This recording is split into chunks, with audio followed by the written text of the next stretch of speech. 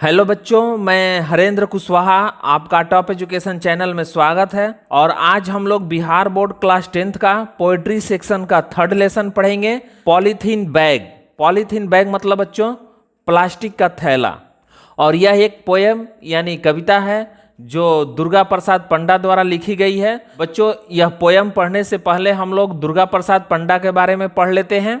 Durga Prasad Panda occupies a prominent position in Odia literature. Occupies मतलब बच्चों अधिकार, prominent मतलब महत्वपूर्ण, और पोजीशन मतलब स्थान। इन उड़िया लिटरेचर मतलब उड़िया साहित्य में, यानी उड़िया साहित्य पर दुर्गा प्रसाद पंडा का बहुत ही महत्वपूर्ण अधिकार है। Primarily a linguist, Panda also writes poetry in English।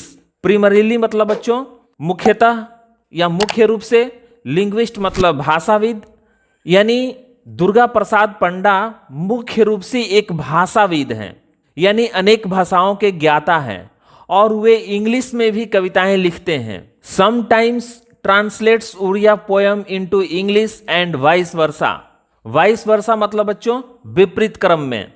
और कभी कभी, समटाइम्स मतलब बच्चों कभी कभी, और कभी कभी वो उड़िया कविता को इंग्लिश में ट्रांसलेट करते हैं और इंग्लिश को उड़िया कविता में। वाइस वर्सा मतलब बच्चों विपरीत क्रम में। His famous works are Shravani and rays. Famous works मतलब बच्चों उनकी रचनाएं, और उनकी प्रसिद्ध रचनाएं हैं Shravani and rays. In the present poem Polythene Bag, he touches on the pressing issue of polythene bag and the evil consequence it has on environment।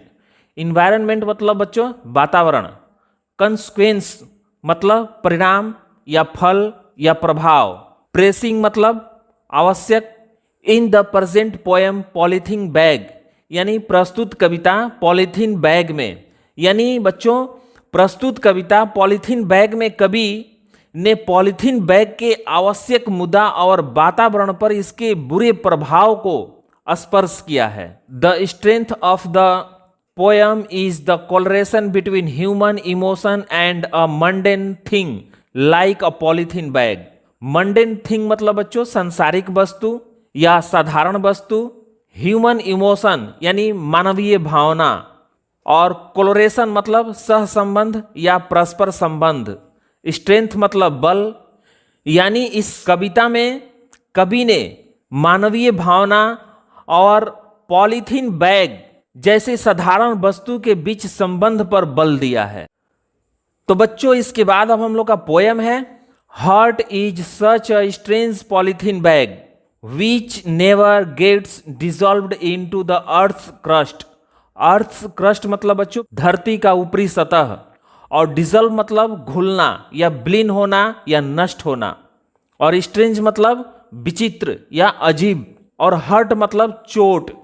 यानी कभी चोट की तुलना पॉलीथीन बैग से करते हुए कहता है कि चोट पॉलीथीन बैग की तरह होता है, यानी किसी व्यक्ति को पहुंचाया गया चोट पॉलीथीन बैग की तरह होता है। जिस तरह पॉलीथीन बैग धरती की ऊपरी सतह पर कभी घुलता नहीं है यानी नष्ट नहीं होता है, ठीक उसी तरह किसी व्यक्ति के द्वारा दिया गया धोखा, जख्म यानी चोट कभी खत्म नहीं होता।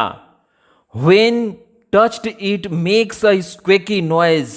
नॉइज मतलब बच्चों आवाज, ध्वनि, और स्क्वेकी मतलब तीखा या कर्कश, और टच्ड मतलब छुआ जाता है।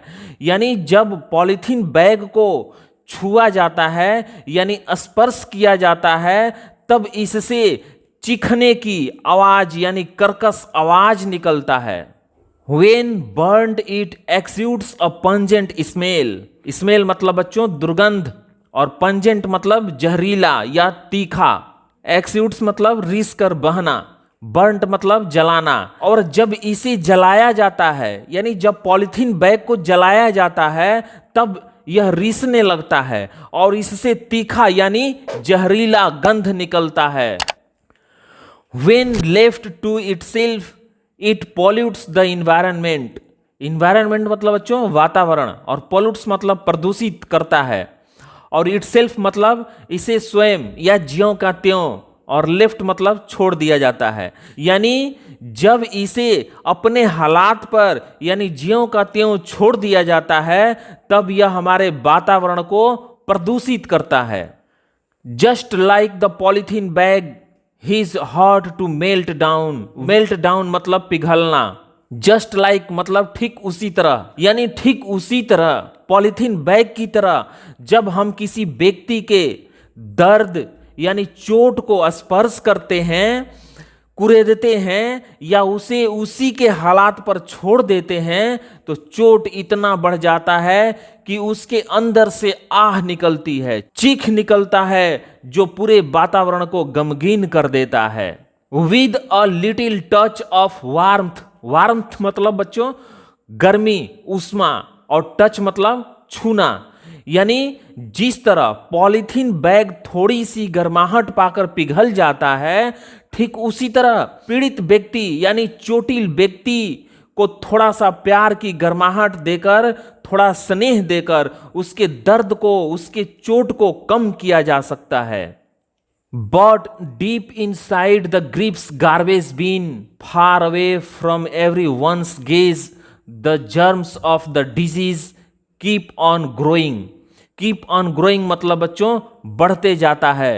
The germs of the disease यानी बीमारी के कीटाणु, far away from everyone's gaze. Gaze मतलब बच्चों नजर, और फार अवे मतलब बहुत दूर, यानी सबकी नजरों से बहुत दूर। गार्बेज बिन मतलब कचड़े का डब्बा, ग्रिप्स मतलब दुख, और डीप इनसाइड मतलब कचड़े में बहुत अंदर नीचे।